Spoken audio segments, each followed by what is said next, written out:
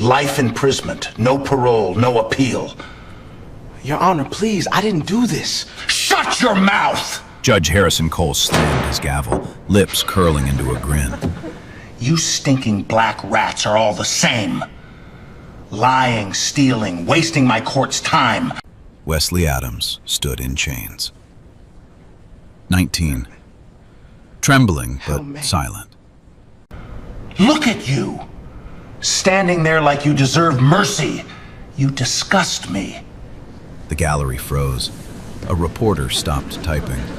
Cole laughed. Full, open, shameless, bouncing off the oak walls like it belonged there.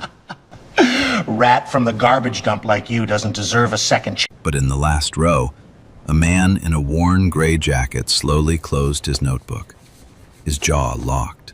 His eyes burned through the judge like a blade. Not a single soul in that courtroom knew what was coming next. 3 weeks earlier, a pharmacy on the corner of Elm and 14th had been robbed at gunpoint. The thief wore a black hoodie. He was tall, he was black. That was the description. 3 details and nothing more. No face, no name, no fingerprints. Just a hoodie, a height, and a skin color. Detective Neil Granger caught the case. He had 22 years on the force and a clearance rate he protected like a second pension. Within 48 hours, he made an arrest.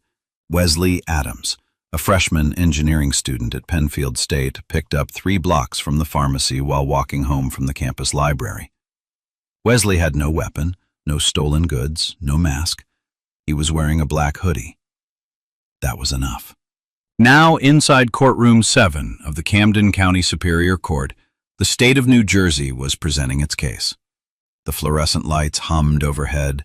The wooden benches creaked under the weight of 24 spectators, most of them strangers. A few reporters, one sketch artist whose charcoal pencil never stopped moving. Prosecutor Brenda Marsh stood at the lectern, her voice measured, her posture stiff. She addressed the jury like a professor reading from a textbook, dry, factual, deliberately unemotional. On the night of September 14th, Marsh began, at approximately 9:32 p.m., an armed individual entered Bennett's Pharmacy on Elm Street. He demanded cash and controlled substances. He brandished a firearm. He fled on foot, heading east. She clicked a remote. A grainy surveillance image filled the screen, a figure in a black hoodie, face obscured by shadow, standing at the pharmacy counter. The timestamp read 9:32 p.m. The image was so blurred that the person could have been anyone, could have been no one. The suspect was described as a black male, approximately 6 feet tall, wearing a dark hooded sweatshirt, Marsh continued. 3 blocks east of the pharmacy at approximately 9:51 p.m., officers located the defendant, matching that description exactly. She paused, let the silence work. 3 jurors leaned forward. 2 others glanced at Wesley. 1 looked away. The defendant had no alibi that could be independently verified at the time of arrest. He was the only individual in the area matching the suspect's description. The state maintains that the evidence, taken together, establishes guilt beyond a reasonable doubt. In the front row of the gallery, a woman clutched a rosary. A man beside her stared at the floor.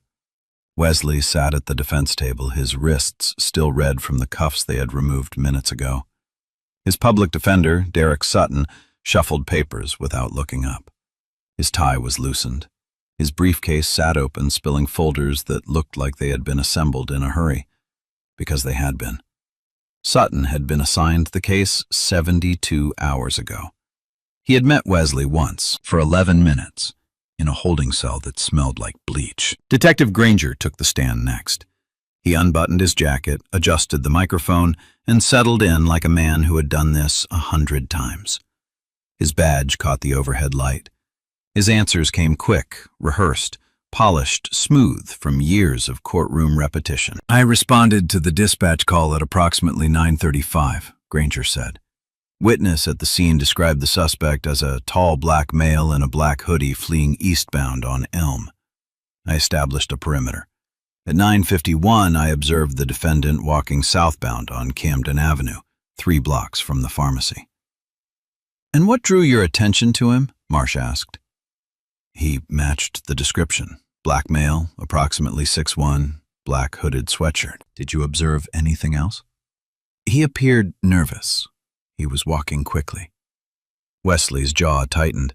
He had been walking quickly because it was late and cold and he had a thermodynamics exam in the morning. The nervous part was Granger's invention, a word cops learned to attach to anyone they needed a reason to stop. "I approached the individual," Granger continued, "identified myself as law enforcement. He was cooperative. I conducted a pat-down. No weapons found, no controlled substances." Marsh tilted her head slightly. "But you arrested him?" "Yes, ma'am. Based on his proximity to the scene, his match to the suspect description, and his inability to provide a verifiable alibi at that time. No weapon, no drugs, no stolen money, no resistance.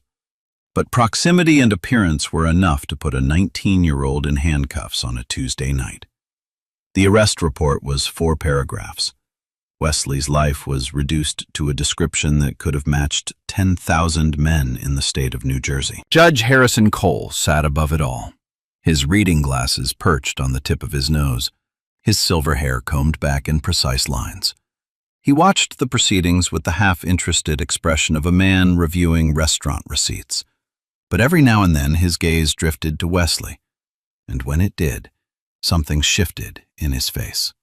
A slight curl of the lip, a narrowing of the eyes.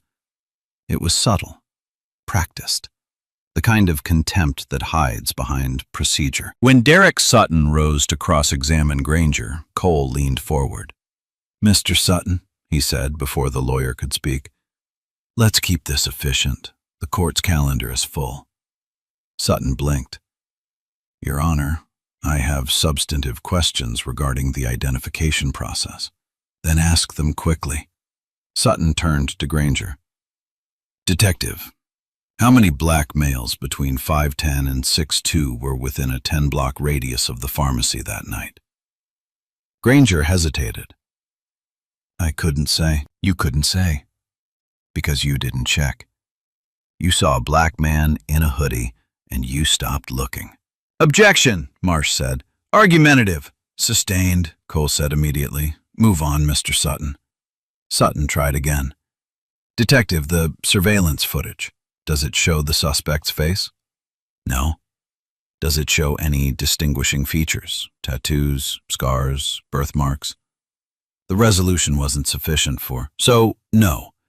And yet you're certain my client is the individual in that footage?" "He matched the general description and was found in the vicinity, walking on a public street. That's your case?" Cole's gavel came down hard. The sound cracked through the room like a gunshot. "Mr. Sutton, I've warned you. One more grandstanding question and I'll hold you in contempt." A murmur rippled through the gallery. Sutton swallowed. He looked at Wesley. Wesley looked back at him with the expression of someone who already understood what was happening, that this courtroom had made up its mind before he ever walked through the door. In the back row, the man in the gray jacket had not moved. He sat perfectly still, a small leather notebook open on his knee. His pen moved in short, precise strokes. He wrote down the time Cole sustained the objection. He wrote down the exact words Cole used to threaten Sutton. He noted the surveillance image. No face, no features, no positive identification. He underlined one phrase twice. "Stinking black rats." Cole had used it in the hook, openly, from the bench, without a shred of hesitation. The man in the back row had heard words like that his entire career. He had spent 30 years making sure they carried consequences. The morning session ended at 11:45. The jury filed out. Wesley was led back to the holding room in handcuffs. Sutton gathered his files with shaking hands. Marsh packed her briefcase with the calm precision of someone who believed the verdict was already written. And in the last row, the man in the gray jacket closed his notebook, slipped it into his breast pocket, and remained seated. He did not leave for lunch. He did not check his phone. He sat, and he waited. Because Raymond Adams had not come to Camden County to eat. He had come to watch, to document, to see with his own eyes whether the system he had sworn to protect would protect his son. So far, it had not. The afternoon session began at 1:15. Wesley was brought back through the side door. His orange jumpsuit was creased where he had been sitting on a metal bench in the holding room for 90 minutes. He had not eaten. The sandwich they offered him sat untouched on a paper plate because his stomach had been in knots since 6 that morning. Derek Sutton called his only witness, Wesley Adams. Wesley stood. The chain between his ankles clinked against the floor as he shuffled to the witness stand. He placed his left hand on the Bible, raised his right. His fingers trembled, but his voice did not. "I swear to tell the truth, the whole truth, and nothing but the truth." "State your full name for the record," Sutton said. "Wesley James Adams." "How old are you?" 19. "And where were you on the night of September 14th between 9 and 10 p.m.? Wesley took a breath. "I was at the Penfield State Library, 3rd floor, engineering section. I was studying for a thermodynamics exam scheduled for the next morning." "What time did you leave the library?" "Around 9:20, maybe 9:25. I packed up my notes, put my laptop in my bag, and walked out the main entrance." "And then?" "I walked south on Camden Avenue toward my dorm. It's about a 15-minute walk. I had my earbuds in. I was listening to a lecture recording, Professor Whitman's review session on heat transfer equations." Sutton nodded. "Did you pass by Bennett's Pharmacy at any point?" "No, sir. The pharmacy is on Elm Street. My route doesn't cross Elm. I was 3 blocks east on Camden when the officers stopped me." "What happened when they stopped you?" Wesley's hands gripped the edge of the witness stand. His knuckles went pale. 2 patrol cars pulled up. 4 officers got out. They told me to put my hands on my head. I did. They told me to get on my knees. I did. They searched my bag. They found my laptop, my textbook, my calculator, and a granola bar. They asked me where I was coming from. I told them the library. They asked me if I had been on Elm Street. I said no. They put me in handcuffs anyway. His voice cracked on the last word. He paused, swallowed, continued. They said I matched the description of a robbery suspect. I told them I didn't rob anyone. I told them I was a student. I showed them my student ID. It was in my back pocket. They didn't look at it. They put me in the back of the car. In the jury box, a woman in her 50s pressed her lips together. A young man in the second row shifted in his seat, but their faces were difficult to read, trained by weeks of testimony to remain neutral, even when neutrality felt like cruelty. Marsh rose for cross-examination. She kept her distance, standing behind the lectern, arms folded. "Mr. Adams, you say you were at the library until approximately 9:20. "Yes." "Did anyone see you leave?" "I don't know. It was late.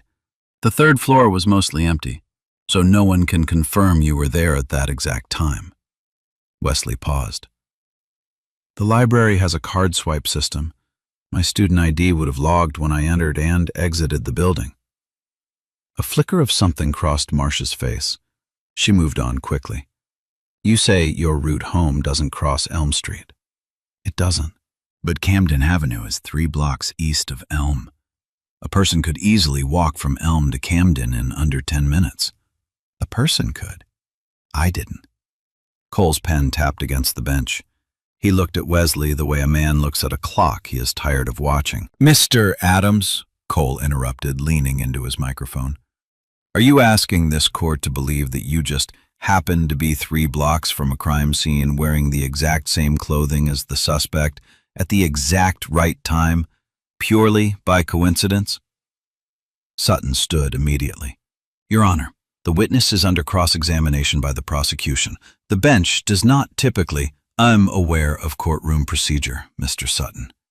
Sit down." Wesley looked up at the judge. For a moment, something passed between them. Not words, but understanding. Wesley saw it in Cole's eyes. The decision had already been made. This testimony was theater. The verdict had been written before the gavel ever opened the session. But Wesley answered anyway. "Yes, Your Honor, that is exactly what I'm asking this court to believe. Because it's the truth." Cole smiled. It was not a kind smile. It was the smile of a man holding all the cards and enjoying the view. "We'll see," Cole said. "We'll see." Sutton tried to recover. He introduced Wesley's library card swipe records. Entry at 6:14 p.m., exit at 9:22 p.m. He presented a receipt from the campus bookstore dated that afternoon, showing Wesley had purchased a thermodynamics study guide at 4:45. "Your Honor," Sutton said, "these records establish a clear timeline that places my client on campus until 9:22, 10 minutes before the robbery occurred 3 blocks away." Cole barely glanced at the documents. Card swipes can be faked. Receipts can be borrowed. The court notes the evidence but finds it insufficient to establish alibi. Sutton's mouth opened, closed. He looked at the jury. Some of them were frowning now. One woman shook her head almost imperceptibly. But no one spoke. No one objected. The system moved forward the way it always did, on rails that had been laid long before Wesley Adams ever stepped into this courtroom. In the back row, Raymond Adams had stopped writing. His notebook lay closed on his knee, his right hand pressed flat against the bench beside him, fingers rigid as though holding himself in place. His left hand was in his jacket pocket, wrapped around a phone that had been recording since the morning session began. He had built a career on believing the system could be reformed from within, that good laws and good people could outweigh the bad ones, that patience and process would eventually deliver justice. Watching his son's testimony be dismissed with a wave of a judge's hand, Raymond Adams was not sure he believed that anymore. But he stayed.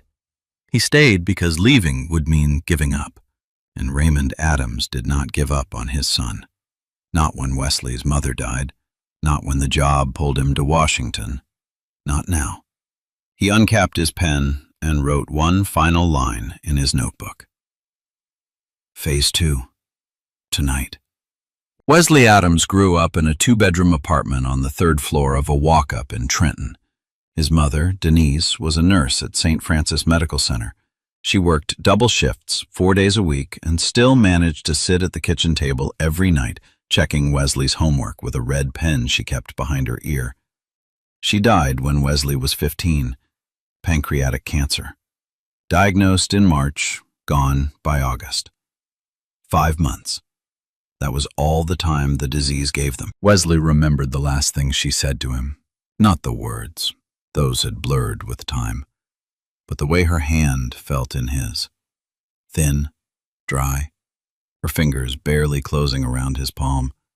She squeezed once. That was it. After her death, Wesley's father became a voice on the phone. Raymond Adams had already been climbing the ranks of the Department of Justice for years. Federal prosecutor, then deputy attorney general, then the appointment that changed everything. When the president nominated him as the 78th Attorney General of the United States, Raymond stood at the podium in Washington and said the words the country needed to hear. But the person he wanted to hear the most was sitting in a dorm room in New Jersey, watching on a cracked laptop screen. They talked every night, 9:15 like clockwork.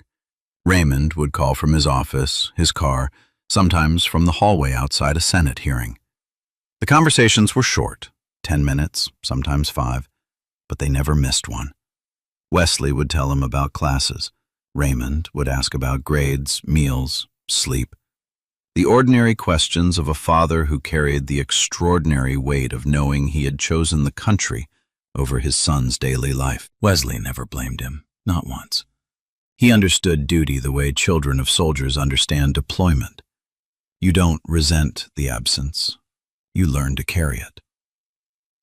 The night before the trial's final day, Raymond sat alone in a rented sedan parked 2 blocks from the Camden County Courthouse. The engine was off. The windows were fogged. A manila folder lay open on the passenger seat, thick as a phone book. Inside that folder was 10 years of Judge Harrison Cole's career, distilled into data. Raymond had requested the file 3 months ago. long before Wesley's arrest, as part of a broader federal review of sentencing disparities in the Third Circuit. Cole's name had appeared on a watch list compiled by the DOJ's Civil Rights Division. The numbers were staggering. In Cole's courtroom, black defendants received sentences averaging 41% longer than white defendants convicted of the same crimes. His conviction rate for black defendants was 94%. For white defendants, it was 68%. 3 of his cases had been overturned on appeal, with appellate judges citing clear indicators of racial animus in their opinions. But the file contained more than statistics. Raymond's team had obtained internal emails, messages Cole had sent to fellow judges on a private server. In one, Cole referred to a black attorney as that affirmative action circus act. In another, he wrote about a sentencing decision. Another one off the streets. You're welcome, Camden. Raymond closed the folder. He pressed his forehead against the steering wheel. This was not how he had wanted it to happen. The investigation into Cole was supposed to be methodical. Grand jury, subpoenas, sealed indictments. The machinery of federal justice grinding slow but grinding fine. Then Wesley was arrested, and the machinery became personal. Raymond had made a decision that night, one that would either define his legacy or destroy it. He would attend the trial in person, not as the Attorney General, not with a security detail or a press briefing or a formal federal intervention. He would go alone, in plain clothes.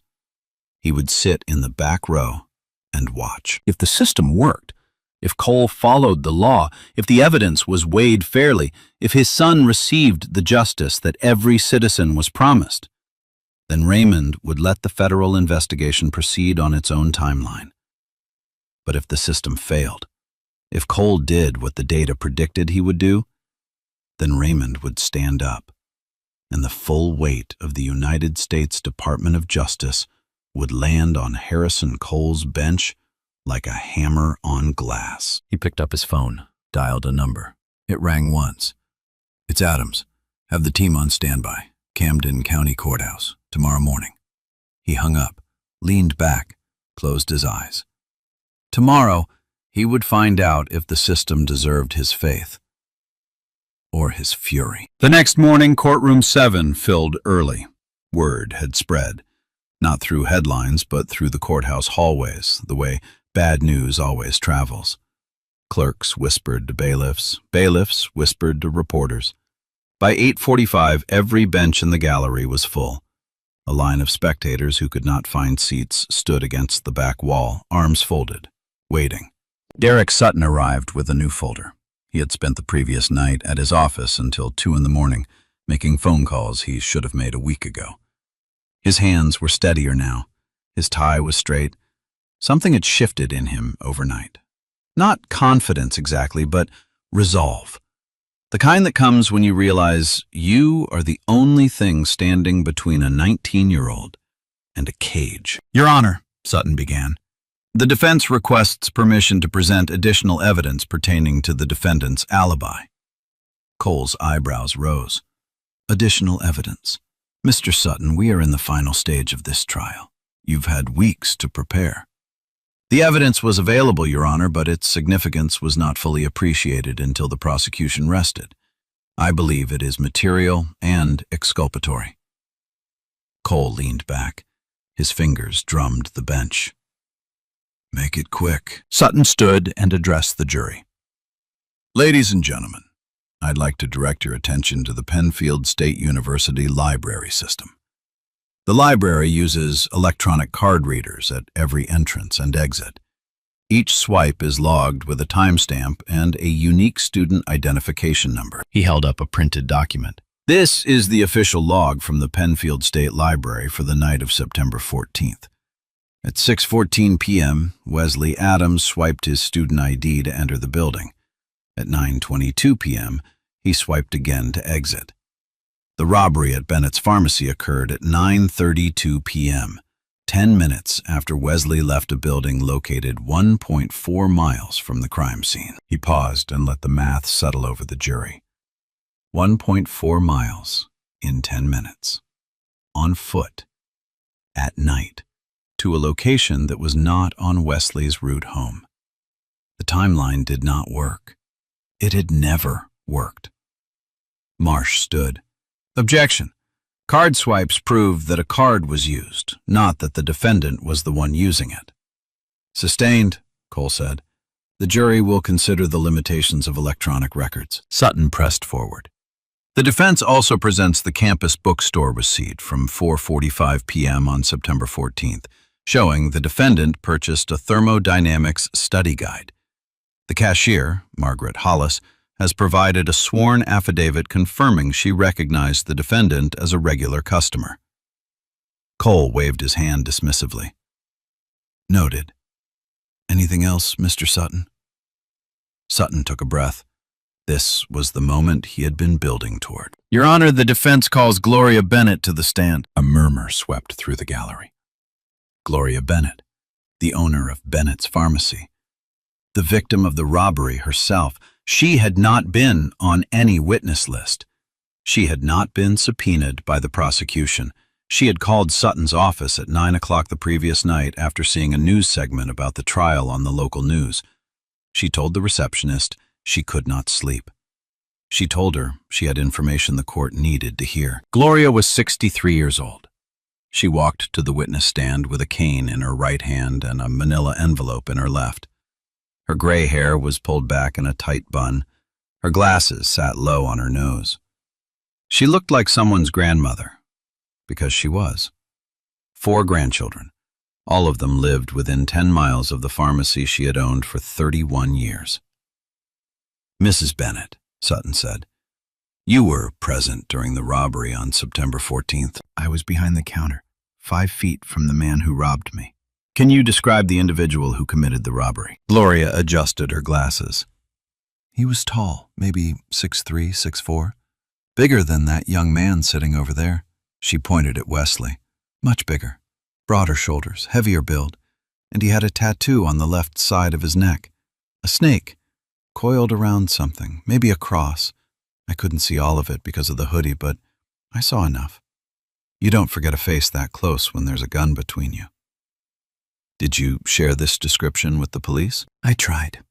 The detective who came to my store, Detective Granger, he took a statement, but he seemed more interested in telling me what happened than hearing what I saw.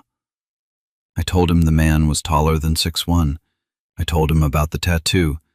He wrote it down, but when I saw the arrest report later, none of that was in there. Not one word about the tattoo. Not one word about the height difference. Another murmur from the gallery. Marsh shifted in her chair. A juror in the front row looked directly at Granger, who was sitting in the second row of the gallery. Granger did not look back. Mrs. Bennett, do you see the person who robbed your pharmacy in this courtroom today? Gloria looked at Wesley. She looked at him for a long time. The way a woman who had stared down the barrel of a gun would look, with precision and without fear. Then she shook her head. No, that boy did not rob my store. The courtroom erupted. 3 jurors leaned forward simultaneously. A reporter in the second row began typing furiously. The sketch artist's pencil snapped. A woman in the gallery whispered, "Oh my God." Cole slammed his gavel. "Order! Order in this court!" He turned to Gloria. His voice was ice. "Mrs. Bennett, are you aware that providing false testimony in a court of law is a felony?" Gloria did not flinch. "I've owned that pharmacy for 31 years, Your Honor. I raised 4 children on what that store earned.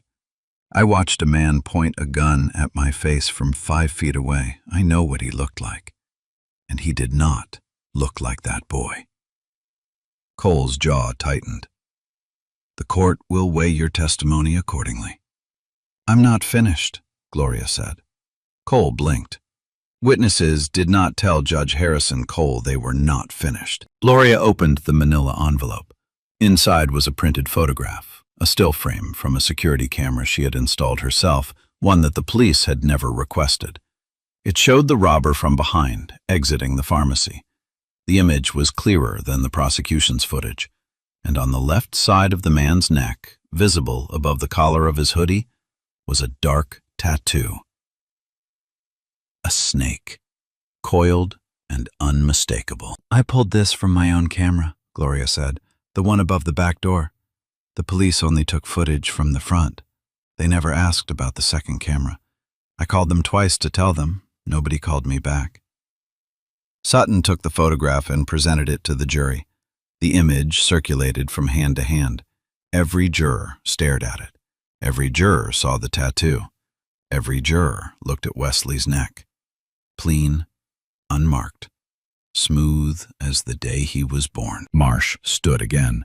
"Your Honor, this evidence was not disclosed during discovery. The defense cannot introduce—" "Mrs. Bennett is not a defense witness in the traditional sense," Sutton interrupted. "She is the victim. She contacted my office voluntarily, and the photograph she provided was available to the prosecution had they conducted a thorough investigation of the crime scene." Cole's face had changed. The amusement was gone. The contempt was gone. What remained was something colder. The look of a man who realizes the floor beneath him is starting to crack. "The court will take a 15-minute recess," Cole said. His voice was flat, controlled, but his hand shook as he reached for the gavel.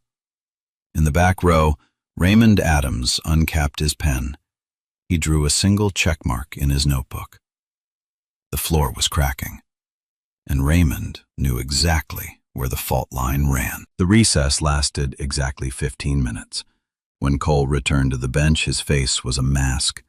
Whatever had shaken him in those final moments before the break had been buried, smoothed over, packed down, sealed behind 30 years of practiced composure. He adjusted his microphone, straightened his robe, looked out at the courtroom with the expression of a man who had decided that nothing, not a photograph, not a victim's testimony, not the growing unease of 12 jurors, would alter the outcome he had already chosen. "Court is back in session," Cole said. "I have reviewed the defense's additional evidence and find it insufficient to alter the court's assessment. Mrs. Bennett's testimony, while noted, does not constitute a positive identification of an alternative suspect. The photograph is of uncertain provenance and has not been authenticated by forensic analysis." Sutton rose. "Your Honor, with respect, the photograph clearly shows—" "Sit down, Mr. Sutton." Cole turned to Wesley. The grin returned, slower this time, tighter, deliberate. "The defendant will rise for sentencing." Wesley stood. His legs were shaking. His hands were clasped in front of him, fingers interlocked so tightly that his knuckles had gone white. He looked at Sutton. Sutton looked at the floor. "Wesley Adams," Cole said, savoring each syllable. "This court finds you guilty of armed robbery in the first degree. The sentence is life imprisonment. No possibility of parole." He paused, let the words settle like stones dropped into still water. "No appeal will be entertained by this court. Let this serve as a reminder." He leaned forward, his voice dropping to something almost intimate, almost friendly, "that actions have consequences, even for people who think they can talk their way out of anything." Wesley's knees buckled. He caught himself on the edge of the defense table. A sound escaped him, not a word, not a cry, something between the two. The sound a person makes when the future they imagined is ripped away in a single sentence. Cole laughed. Again. The same laugh from the first day, full, open, bouncing off the walls of courtroom 7 as though the room itself had been built to amplify it. And then a voice spoke from the back of the room. "Your Honor." It was calm, measured, the kind of voice that did not need volume to command attention, the kind of voice that had addressed the Supreme Court, the Senate Judiciary Committee, and the President of the United States. Cole squinted toward the gallery. This court did not recognize any speaker from the gallery. "Sit down or you will be removed." The man did not sit down. He stepped into the center aisle and walked forward. His gray jacket was plain, his shoes were scuffed. He carried no briefcase, no badge on his chest, no visible sign of authority. He looked like any other spectator, A concerned citizen, perhaps, or a retired teacher who had wandered into the wrong courtroom. He stopped 10 feet from the bench. He reached into his jacket pocket and produced a leather credential case. He opened it and held it up, not toward Cole, but toward the court reporter, the jury, the gallery, and the cameras that had begun to roll. "My name is Raymond Adams," he said. "I am the Attorney General of the United States." The courtroom went silent.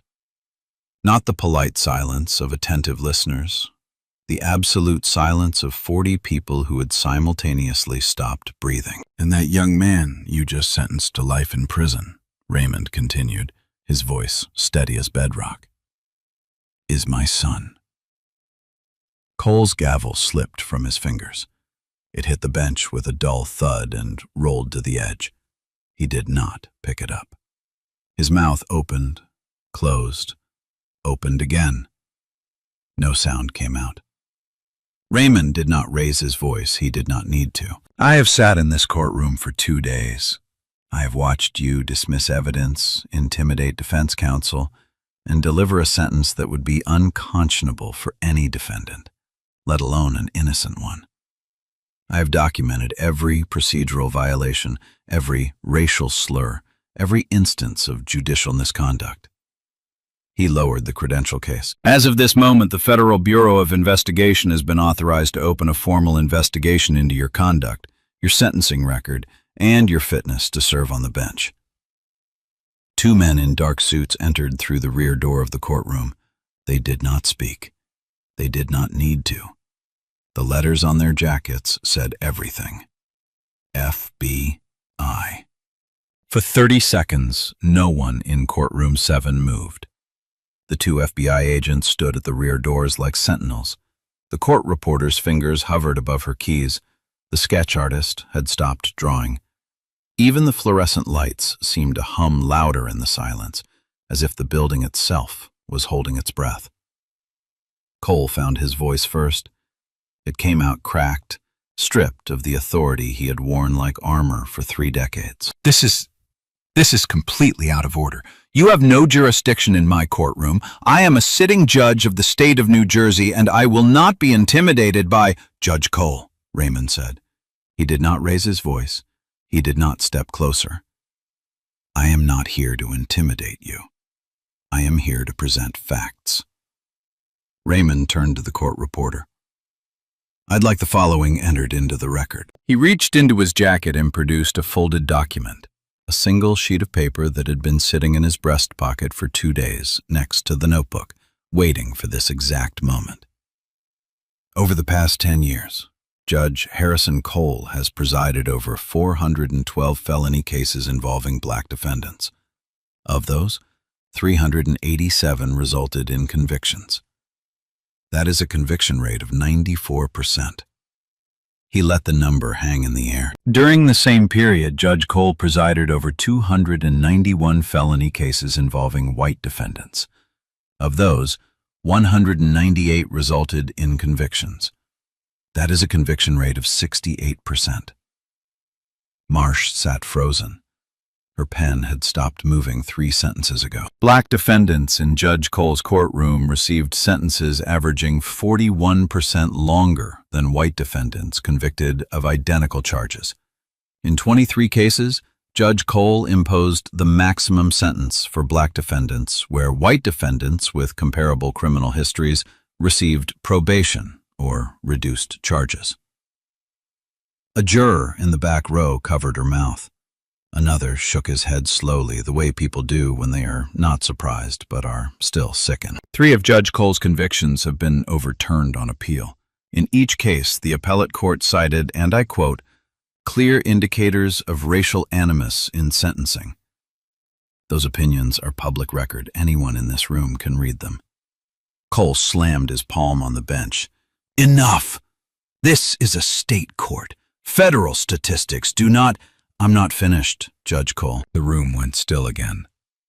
Raymond's voice had not changed in pitch or volume, but the weight of it, the quiet, immovable certainty, filled the courtroom the way pressure fills a sealed room. In addition to the statistical evidence, the Department of Justice has obtained internal communications from Judge Cole's private email account.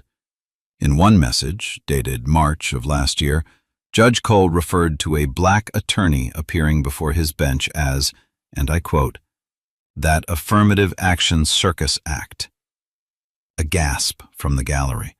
Cole's face drained of color. In another message sent after sentencing a 21-year-old black man to 15 years for a nonviolent drug offense, Judge Cole wrote to a colleague, "Another one off the streets. You're welcome, Camden." The court reporter's fingers flew. Every word was going into the record now, every syllable, every pause. "Your Honor," Marsh said, standing slowly, her voice uncertain for the first time in the entire trial. The prosecution was not aware, Raymond said, turning to face her. Because the prosecution did not look. The same way Detective Granger did not look at the second camera. The same way this court did not look at the card swipe records. The same way no one in this system looked at my son, really looked at him, and saw anything other than a description. Marsh sat down. She did not speak again. Raymond turned back to Cole. The judge's hands were flat on the bench. His fingers were trembling. The gavel still lay on its side where it had rolled minutes ago. "Judge Cole, as of 9 o'clock this morning, the FBI's Public Integrity Section has opened a formal investigation into your judicial conduct. You will be served with a subpoena before the end of this day. Your financial records, communication logs, and case files have been placed under federal preservation order." Cole said nothing. His mouth was a thin line. His eyes were fixed on the desk in front of him as though if he stared hard enough, the wood might swallow him whole. Raymond stepped back. He had said what he came to say. Now the system would do the rest. Within 2 hours of Raymond Adams's revelation, the machinery of federal justice began to move. Cole was escorted from the bench by the 2 FBI agents. He did not resist. He did not speak. He walked between them with his robe still on, his reading glasses still perched on his nose, looking like a man sleepwalking through a nightmare he could not wake from. The bailiff held the door open. Cole passed through it without looking back. The door closed behind him with a sound that echoed through the courtroom like the period at the end of a very long sentence. Derek Sutton filed an emergency motion to vacate Wesley's conviction. The motion was submitted electronically at 11:42 a.m. By 12:15, it had been received by the Third Circuit's Emergency Review Panel. By 1 o'clock, Judge Eleanor Whitfield, a 20-year veteran of the federal appellate bench, had been assigned to hear the case. The hearing convened at 3 p.m. in the same courtroom. The gallery was now standing room only. 4 television cameras lined the back wall. Reporters from 6 national outlets filled the press section. The story had broken online during the lunch hour, and it was spreading the way stories like this always spread. Fast, furious, and with a hunger that no amount of detail could satisfy. Judge Whitfield was 61 years old. She wore no jewelry. Her voice carried the quiet precision of someone who had spent decades weighing words before releasing them. "This court has been convened on an emergency basis to review the conviction and sentencing of Wesley James Adams," Whitfield said. "I have reviewed the trial transcript, the defense's supplementary evidence, the testimony of Gloria Bennett, and the photographic evidence submitted from the pharmacy's secondary surveillance system." She looked at Marsh. "Does the prosecution wish to present any argument in opposition to the motion to vacate?" Marsh stood. She looked tired. Not the tiredness of a long day, the tiredness of someone who had spent the last 3 hours rereading a case file and realizing, page by page, that the foundation she had built her argument on was made of sand. "The prosecution does not oppose the motion, Your Honor." A murmur rippled through the gallery. Sutton closed his eyes for a moment. Wesley sat motionless at the defense table, staring at his hands. Whitfield nodded. "The court will now review the evidence." She proceeded methodically. The library card swipe records, entry at 6:14, exit at 9:22. The bookstore receipt, Margaret Hollis's affidavit, Gloria Bennett's testimony, the second surveillance photograph showing a suspect taller than Wesley with a visible neck tattoo, the arrest report that omitted key details from the victim's own statement. The surveillance image presented by the prosecution, Whitfield said, shows an unidentifiable figure. No facial features, no distinguishing marks. The defense's photograph, captured from a secondary camera at the scene, shows a suspect with physical characteristics inconsistent with the defendant.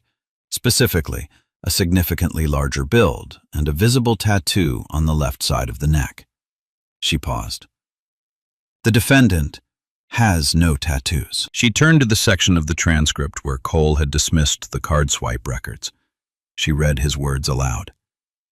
Card swipes can be faked. Receipts can be borrowed.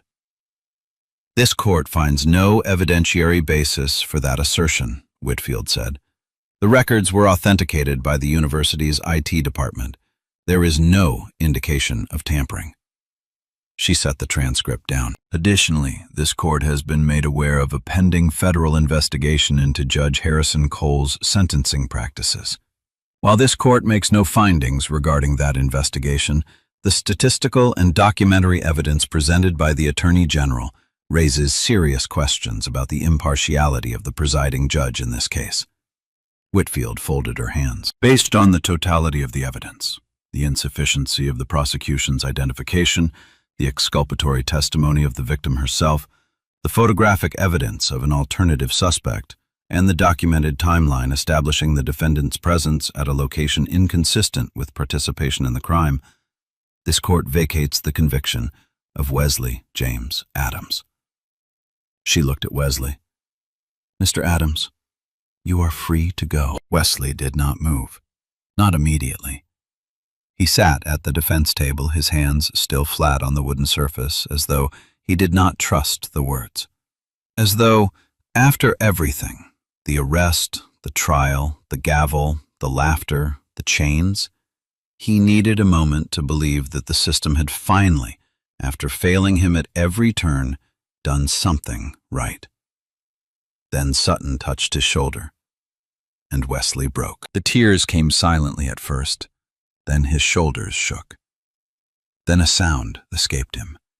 Raw, unguarded, the kind of sound that cannot be rehearsed or faked. The sound of a 19-year-old who had been told his life was over and had just been told it was not. Raymond Adams walked down the center aisle. He did not hurry. He moved with the same measured stride he had used when he entered the courtroom 2 days ago. But when he reached the defense table, the composure cracked.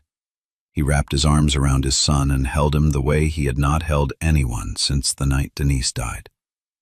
Neither of them spoke. They did not need to. The gallery erupted. Applause, shouts, the sound of people releasing a breath they had been holding for 2 days. Camera shutters fired like rain on a tin roof. A reporter wiped her eyes with the back of her hand. And Judge Whitfield, alone on the bench, allowed herself a small nod before gathering her papers. Justice, for once, had arrived on time. 6 months later, Judge Harrison Cole stood in a federal courtroom, not behind the bench, but in front of it. He was convicted on 14 counts of civil rights violations, judicial misconduct, and obstruction of justice. The sentencing judge, a man Cole had once shared a golf cart with at a judicial conference, gave him 12 years in federal prison. No parole for the first 8. Cole did not laugh that day. He did not smile. He stood in a navy suit with no robe and no gavel, and for the first time in 30 years, he had nothing to hide behind. Detective Neil Granger was suspended pending an internal affairs investigation. Within 3 months, he resigned. His pension was reduced. His clearance rate, the number he had protected like a second life, was reviewed, and 11 of his cases were flagged for inadequate investigation. 6 of those cases involved black defendants who had been convicted on evidence as thin as Wesley's. The ripple effect of Cole's downfall reached further than anyone had predicted. 17 of his past convictions were reopened by the Third Circuit's review panel. 9 of those defendants, men and women who had spent years behind bars, were exonerated and released. Some of them had served 5 years. One had served 11. They walked out of prison into a world that had moved on without them, carrying nothing but the clothes the state gave them and the knowledge that the system had stolen years it could never return. Wesley Adams went back to Penfield State. He finished his thermodynamics exam 3 weeks late. He passed, but something had changed in him. The engineering textbooks stayed on his shelf. The lecture recordings went unplayed. Instead, Wesley spent his evenings in the law library, a building he had never entered before the trial. He read case law the way he used to read circuit diagrams, with focus, precision, and the quiet intensity of someone building something that mattered. By the following semester, he had changed his major to pre-law. He founded the Adams Justice Initiative, a student-run organization providing free legal resources to young people facing wrongful charges in Camden County. Within its first year, the initiative had assisted 43 cases. 12 of those resulted in charges being dropped before trial. Raymond Adams testified before the Senate Judiciary Committee. He presented a comprehensive proposal for federal oversight of state-level sentencing disparities. The bill, informally called the Adams Act, was introduced the following session. It did not pass on the first vote, but it started a conversation that had needed starting for a very long time. On a Tuesday morning in March, Wesley stood on the steps of the Department of Justice in Washington, D.C. He looked up at the words carved into the stone above the entrance. Equal justice under law. He had read those words before, everyone had. But standing there, after everything, they felt different, heavier. Like a promise the country had not yet kept but was still worth fighting for. If this story made you think about who gets justice and who doesn't, share it. Start the conversation. And if you haven't already, subscribe and hit the notification bell, because stories like this need to be heard. And the next one might be even harder to believe.